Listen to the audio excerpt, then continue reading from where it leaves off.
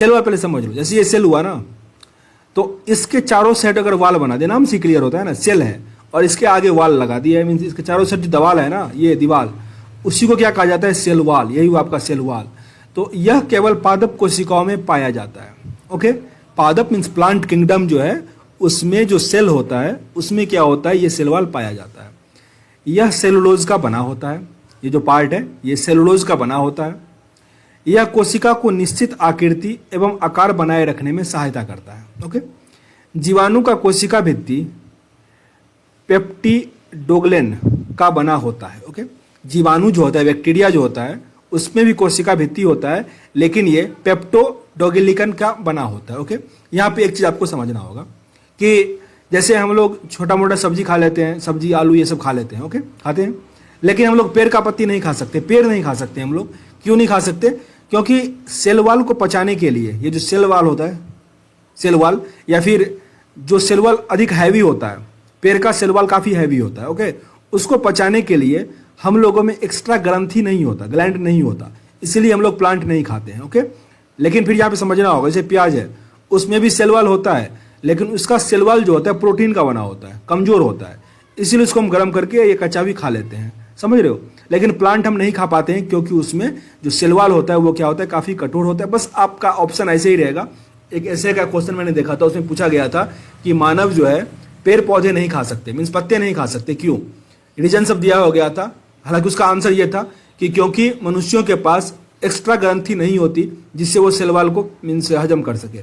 तो आपको ऐसे प्रश्न का आंसर इसी में टिक करना है। ओके, दूसरा दिया गया कोशिका झिल्ली, सेल मेम्ब्रेन। कोशिका के सभी अवयव एवं पतली झिल्ली के द्वारा घिरे होते हैं। इस झिल्ली को कोशिका झिल्ली कहते हैं। ये जो सेल वॉल होता है, जैसे ये सेल वॉल मैंने बाहर का बताया, सेल वॉल, इसके अंदर एक और झिल्ली बना होता है। ओके, ये झिल्ली सब में पाया जाता है, जहां भी कोशिका होगा ये झिल्ली पाया जाएगा, उसी को कहा जाता है सेल मेम्ब्रेन। तो कोशिका के सभी अवयव इस पतली झिल्ली के द्वारा घिरी होते हैं। इस झिल्ली को कोशिका झिल्ली कहते हैं। यह अर्धपरागमी झिल्ली होता है। इसका मुख्य कार्य कोशिका के अंदर जाने व अंदर बाहर आने वाले पदार्थों का निर्धारण करना, मीन्स इसके अंदर कौन जाएगा और इसके बाहर कौन आएगा, इसका निर्धारण कौन करेगा? कोशिका झिल्ली करेगा। याद रखिएगा, कोशिका झिल्ली कोई शेप प्रदान नहीं करता है, मतलब जिसमें सेल वॉल नहीं होगा उसका जो कोशिका होगा, सेल जो होगा, उसका शेप अलग अलग जगहों पे अलग अलग चेंज होता रहेगा। ओके, आगे दिया गया तीसरा तारक काय मीन्स सेंट्रोसोम। तो इसका खोज बोबेरी ने किया था। यह केवल तंतु कोशिकाओं में पाया जाता है, जंतु कोशिकाओं में, मीन्स जो जंतु है उसमें पाया जाता है। तारक काय के अंदर एक या दो कण ऐसी रचना होती है जिन्हें सेंट्रियोल कहते हैं। समसूत्री विभाजन में यह ध्रुव का निर्माण करता है। समसूत्री विभाजन में ध्रुव का निर्माण कौन करता है? Centriole, centriole. ओके, आगे दिया गया आपका अंतः प्रद्रव्य जलिका मीन्स इंडोप्लाज्मिक रेटिकुलम। ओके, एक ओर यह केंद्रक झिल्ली से व दूसरी ओर कोशिका कला के संबंध होता है, मीन्स जुड़ा होता है। यह जलिका के कुछ भागों पर किनारे किनारे छोटी छोटी कणिकाएं लगी होती है जिन्हें राइबोसोम कहते हैं। ओके, मीन्स ये जो जलिका होता है उसके किनारे किनारे पर छोटा छोटा कणिका लगा होता है, पॉइंट ऐसे ऐसे, उसको हम क्या कहते हैं? राइबोसोम कहते हैं। ER मतलब ये जो अंतःप्राय जलिका है का मुख्य कार्य इन सभी वसाओं व प्रोटीन का संरक्षण करना है जो कि विभिन्न झिल्लियों जैसे कि कोशिका झिल्ली, केंद्रक झिल्ली आदि का निर्माण कहाँ से होता है? यहीं से होता है। मीन्स अंतःप्रद्रव्य जलिका ये किसका बना होता है? राइबोसोम का बना होता है। काफी इंपॉर्टेंट है ये भी। आगे दिया गया राइबोसोम क्या होता है, ये काफी इंपॉर्टेंट है आपके लिए। ओके, सर्वप्रथम रॉबिन्सन और ब्राउन ने 1955 ईस्वी में पादप कोशिका में तथा GE पोलैंड ने 1995 में जंतु कोशिका में राइबोसोम को देखा था। आपको बस ये जानना है कि राइबोसोम कहाँ पाया जाता है, तो वो सभी की कोशिका मीन्स पादप कोशिका और जंतु कोशिका दोनों में। 1958 ईस्वी में रॉबर्ट ने इसका नामकरण किया था। 58 में राइबोसोम का नामकरण किसने किया था? रॉबर्ट ने किया था। यह राइबोन्यूक्लिक एसिड मीन्स RNA नामक अम्ल और प्रोटीन का बना होता है। यह प्रोटीन संश्लेषण के लिए उपयुक्त स्थान प्रदान करता है। प्रोटीन संश्लेषण के लिए उपयुक्त स्थान प्रदान करता है, अर्थात यह प्रोटीन का उत्पादन स्थान है। प्रोटीन का उत्पादन कहाँ पे होता है सेल में? तो राइबोसोम। इस लाइन को याद करो, प्रोटीन का उत्पादन हमारे शरीर में या हमारे सेल में कहाँ पे होता है? तो राइबोसोम से होता है। इसीलिए इसे प्रोटीन का फैक्ट्री भी कहा जाता है। प्रोटीन का फैक्ट्री किसे कहा जाएगा? राइबोसोम को। इस सेंटेंस को फिर बार बार रिपीट करो, प्रोटीन का फैक्ट्री किसे कहा जाएगा? राइबोसोम। राइबोसोम प्रोटीन का फैक्ट्री, ये कहाँ पाया जाता है? तो ये राइबोन्यूक्लिक एसिड जो होता है वहीं पे पाया जाता है। इसका नामकरण किसने किया था? तो रॉबर्ट ने किया था 1958 ईस्वी में। आगे यहाँ पे नोट में काफी इंपॉर्टेंट दिया गया है, अस्थनि मीन्स जो स्तनधारी है उसमें लाल रुधिर कण में राइबोसोम एवं अन्य प्रायद्रव्य जलिका नहीं पाया जाता है। हमारा जो रेड ब्लड सेल है आरबीसी, उसमें राइबोसोम नहीं पाया जाता है। लाल रुधिर कण द्वारा प्रोटीन विश्लेषण नहीं होता है, इसीलिए जो कैंसर होता है ना, कैंसर वो हमारे आरबीसी में नहीं होता है, क्योंकि वो प्रोटीन को ही हार्म करता है। मीन्स अन्य एग्जाम की भी तैयारी कर रहे हैं तो ये आपको हेल्प करेगा। तो चलो स्टार्ट करते हैं। माइटोकॉन्ड्रिया क्या है? इसका खोज अल्टमैन ने किया था। कब किया था? 1886 में। अल्टमैन ने 1886 ईस्वी में माइटोकॉन्ड्रिया का खोज किया था। बेंडा ने इसका नाम माइटोकॉन्ड्रिया दिया। अल्टमैन से ज्यादा इंपॉर्टेंट है बेंडा। ओके, माइटोकॉन्ड्रिया का नामकरण किसने किया था? तो बेंडा ने किया। तो इसको रिपीट करो, बेंडा किससे संबंधित है? तो इन्होंने माइटोकॉन्ड्रिया का नामकरण किया था। यह कोशिका का श्वसन स्थल है। कोशिका जो अपना श्वसन प्रक्रिया करता है, जैसे हम लोग नाक से करते हैं, वो नाक से तो मीन्स वो होता है, फेफड़े से करते हैं, और मछलियां गल्फर से करती है, वैसे ही सेल जो होता है वो श्वसन कहाँ से करता है? माइटोकॉन्ड्रिया से करता है। कोशिका में इसकी संख्या निश्चित नहीं होती, वो डिपेंड करता है कोशिका पे, ठीक ना, कोई ये निश्चित नहीं होता। ऊर्जा युक्त कार्बनिक पदार्थों का ऑक्सीजन माइटोकॉन्ड्रिया में होता है। ऊर्जा युक्त कार्बनिक पदार्थों का ऐसा कार्बनिक पदार्थ जिसमें ऊर्जा होता है। अगर पूछ दे कि हमारे शरीर में ऐसा कौन सा कार्बनिक पदार्थ है जिसमें ऊर्जा होता है, तो आपका कार्बोहाइड्रेट हो जाएगा। ओके, उसी प्रकार सेल में जो ऊर्जा का स्रोत होता है, जो ऊर्जा होता है कार्बनिक पदार्थों में, उसका जो ऑक्सीकरण होता है उसमें माइटोकॉन्ड्रिया होता है। क्लियर?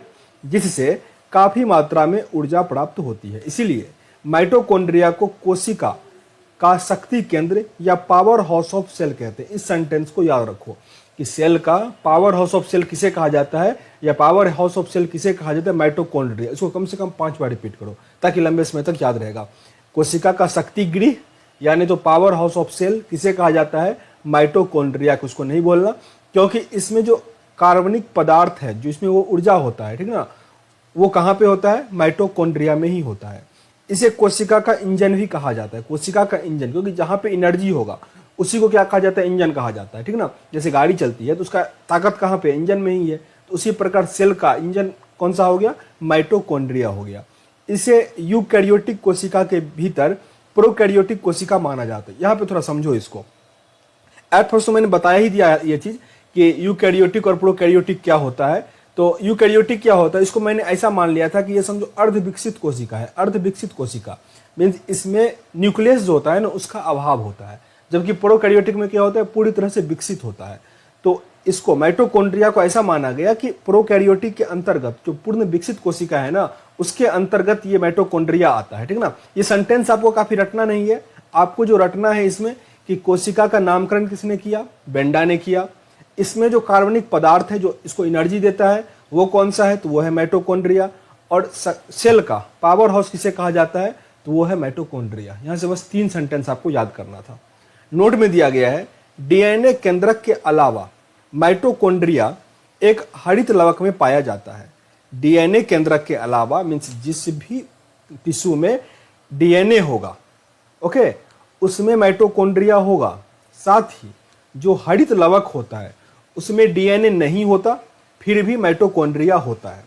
तो ये थोड़ा याद रखना कि डीएनए केंद्रक के अलावा, डीएनए केंद्रक में तो माइटोकॉन्ड्रिया होगा ही, साथ में हरित लवक में भी क्या होता है? माइटोकॉन्ड्रिया पाया जाता है। तो आपका माइटोकॉन्ड्रिया कंप्लीट हुआ। अगर आप इस प्रकार से पढ़ रहे हो तो एक नोट बनाओ जिसे माइटोकॉन्ड्रिया लिखो, और जो मैंने 3 से 4 लाइन इंपॉर्टेंट कहा उसको उस पर पॉइंट देके लिख लेना वीडियो देखने के बाद, ओके, ताकि आपको याद रह पाता है या नहीं, या फिर रिवाइज करके बोल ही लो। 7 नंबर में दिया गया है ग्लॉजी काय या ग्लॉजी बॉडी। इसकी खोज कैमिलो ग्लॉजी ने किया था। कैमिलो ग्लॉजी ने किया था। यह सूक्ष्म नलिकाओं के समूह एवं थैलियों का बना हुआ है। ग्लॉजी कॉम्प्लेक्स में कोशिका द्वारा संश्लेषण प्रोटीन एवं अन्य पदार्थों की पुटिकाओं के रूप में पैकिंग की जाती है। ये पुटिकाएं गंतव्य स्थान पर उस पदार्थ को पहुंचा देती है, मीन्स ट्रांसपोर्टेशन करता है फूड का, ओके। यदि कोई पदार्थ कोशिका के बाहर स्रावित होता है तो उस पदार्थ वाली पुटिकाएं उससे कोशिका झिल्ली के माध्यम से बाहर निकाल देती है। इस प्रकार ग्लॉजी काय को हम कोशिका के अणुओं का यातायात प्रबंधन भी कह सकते हैं। बस ये आपके लिए इंपॉर्टेंट है ये सेंटेंस कि ग्लॉजी काय कोशिका के अंदर क्या करता है, तो ये बस भोजन का ट्रांसपोर्टेशन करता है। ट्रांसपोर्ट सिस्टम कौन संभाल रहा है, ग्लॉजी काय, जिसका खोज नाम से ही क्लियर है, ग्लॉजी ने ही किया था, क्योंकि नाम मिलता जुलता रखा गया तो ये आपको नाम याद करने में भी आसानी होगा। ये कोशिका भित्ति एवं लाइसोसोम का भी निर्माण करती है, ये थोड़ा इंपॉर्टेंट है। कोशिका भित्ति और लाइसोसोम का निर्माण कौन करता है, तो ग्लॉजी काय। ग्लॉजी काय एट फर्स्ट हो गया ट्रांसपोर्टेशन का काम करती है और कोशिका भित्ति और लाइसोसोम का भी निर्माण करती है। लाइसोसोम मिलता जुलता है लाइकेन से। लाइकेन जो है वो प्रदूषक का सूचक है, अगर कहीं प्रदूषण है तो उसका सूचक लाइकेन को माना जाता है, थोड़ा इसको याद रखना। ग्लॉजी कॉम्प्लेक्स में साधारण शर्करा से कार्बोहाइड्रेट का संश्लेषण होता है जो राइबोसोम में निर्मित प्रोटीन से मिलकर ग्लाइकोप्रोटीन बनाता है। ओके, यहाँ पे दो ही सेंटेंस आपको याद करना था कि ग्लॉजी काय ये यातायात का काम करता है, ट्रांसपोर्टेशन का, और साथ ही ये कोशिका भित्ति और लाइसोसोम का निर्माण भी करता है। ओके, 8वां दिया गया लाइसोसोम, ये थोड़ा इंपॉर्टेंट है। इसकी खोज डी डुवे नामक वैज्ञानिक ने किया था। इसका खोज किसने किया था, डी डुवे ने। यह सूक्ष्म गोल एक हड्डी झिल्ली की थैली जैसी रचना होती है जिसका प्रमुख कार्य बाहरी पदार्थों का भक्षण और पाचन करना है। भक्षण और पाचन करना है। डाइजेस्टिव सिस्टम कौन संभाल रहा है यहाँ पे, लाइसोसोम। लाइसोसोम डाइजेस्टिव सिस्टम को संभाल रहा है। इसमें कितने प्रकार के एंजाइम पाया जाता है, 24 प्रकार के, पर सबसे इंपॉर्टेंट है इसे आत्महत्या की थैली कहा जाता है, सुसाइड व्हीकल्स को कहा जाता है। आत्महत्या की थैली कौन है, तो लाइसोसोम। इसको फिर से रिपीट कर लो, सेल के अंदर जो मीन्स खाना को पचाता है, डाइजेस्टिव सिस्टम जो है वो हो गया लाइसोसोम। साथ ही सबसे इंपॉर्टेंट आत्महत्या का थैली। आत्महत्या का थैली किसे कहा जाता है, लाइसोसोम। चलो यहाँ से दो प्रश्न पूछता हूँ, याद ही हो गया होगा हालांकि। एट फर्स्ट तो ये कि पावर हाउस ऑफ सेल किसे कहा जाता है और आत्महत्या की थैली किसे कहा जाता है, ये कमेंट बॉक्स में लिख के बता दो। नोट में दिया गया है, स्तनधारियों में लाल रक्त कणिकाओं में लाइसोसोम नहीं पाया जाता है। हमारे शरीर में जो रेड ब्लड सेल है उसमें लाइसोसोम नहीं पाया जाता है। हमारे शरीर में जो रेड ब्लड सेल है आरबीसी, उसमें क्या होता है, लाइसोसोम नहीं पाया जाता है। काफी इंपॉर्टेंट है। अगर डायरेक्ट प्रश्न आ जाए कि क्या हमारे ब्लड में लाइसोसोम होता है, तो आपको यहाँ पे अगर बीपीएससी में ऐसा प्रश्न पूछ देगा, हाँ नहीं, इनमें से कोई नहीं, ऑप्शन 1 ऑप्शन 2 दोनों, इनमें से कोई नहीं, ऐसा करके दे दे, या ऑप्शन के अतिरिक्त, तो ऐसे प्रश्न में दोनों हो जाएगा, हाँ और नहीं दोनों। क्या कि देखो डब्ल्यूबीसी में होता है, व्हाइट ब्लड सेल में होगा, और आरबीसी में नहीं होगा। तो आपको बस याद रखो अभी कि आरबीसी में लाल रक्त कणिकाओं में लाइसोसोम नहीं पाया जाता है। यहाँ से एक प्रश्न हम आपसे और पूछेंगे कि डब्ल्यूबीसी मीन्स में जो ब्लड कैंसर होता है उसको और किस नाम से जाना जाता है। एल से उसका नाम स्टार्ट है, जरा कमेंट बॉक्स में बताना, ठीक ना। एल से स्टार्ट है और लास्ट अक्षर जो है वो ए है। ओके, अब तो बता ही दिए, इतना हिंट दे दिए हम। आगे प्रश्न देखो, आगे प्रश्न 9 नंबर दिया गया है लवक। Okay, plastid. यह केवल पादप कोशिकाओं में पाया जाता है। लवक कहाँ पाया जाता है, तो पादप कोशिकाओं में पाया जाता है। यह 3 प्रकार का होता है, हरित लवक, अवर्णी लवक और वर्णी लवक। हरित लवक मीन्स क्लोरोप्लास्ट, अवर्णी ल्यूकोप्लास्ट और वर्णी प्लास्ट क्रोमोप्लास्ट। ओके, फिर से रिपीट कर लो, कितने प्रकार के लवक होते हैं, 3 प्रकार के, जो पादप कोशिकाओं में पाया जाता है। पहला आपका हरित लवक, फिर अवर्णी लवक और वर्णी लवक। नाम से ही क्लियर है, हालांकि आगे पढ़ोगे तो और क्लियर हो जाएगा आपका। हरित लवक देखो, हरित नाम से क्लियर, हरा रंग होगा ये, तो यह हरा रंग का होता है क्योंकि इसके अंदर हरे रंग का पदार्थ पर्णहरित, क्लोरोफिल जिसे कहते हैं, होता है। इसी के सहायता से पौधे प्रकाश संश्लेषण करता है और भोजन बनाता है। इसीलिए हरित लवक को पादप कोशिका का रसोई कहा जाता है। यहाँ पे जो याद करने वाला फैक्ट था आपका कि पौधे का रंग हरा क्यों होता है, तो क्लोरोफिल के कारण होता है। ओके, और पौधे का रसोई किसे कहा जाता है, तो पत्ती को, हालांकि आपके ऑप्शन में रहता है, पर पत्ती में क्यों, तो हरित लवक के कारण ही वो अपना खाना बना पाता है। बस इतना ही आपके लिए इंपॉर्टेंट है।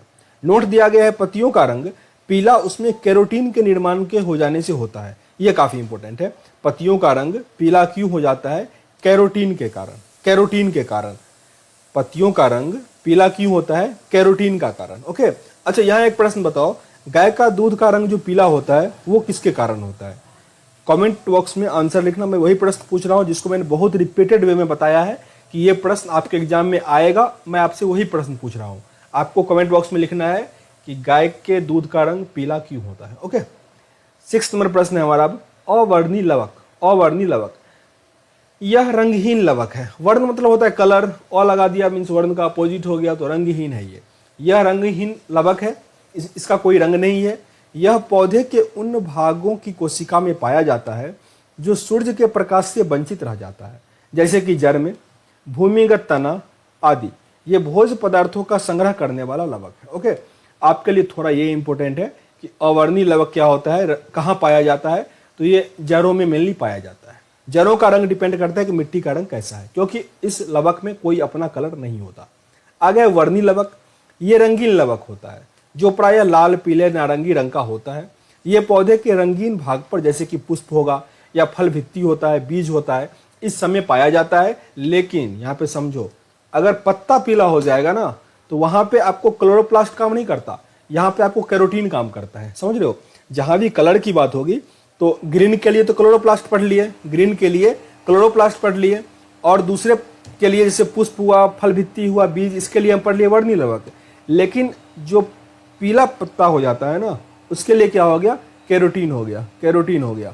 आगे दिया गया वर्णी लवक के अन्य उदाहरण में दिया गया है टमाटर में लाइकोपेन, टमाटर का रंग जो लाल होगा वो लाइकोपेन के कारण। गाजर में होता है कैरोटीन, कैरोटीन, और चुकंदर में होता है बिटानिन। इसको थोड़ा याद करो, टमाटर में कौन सा लवक होता है, लाइकोपेन। टमाटर में लाइकोपेन, ये वर्णी लवक क्रोमोप्लास्ट के अंतर्गत आता है। गाजर भी क्रोमोप्लास्ट के अंतर्गत और चुकंदर भी क्रोमोप्लास्ट के अंतर्गत।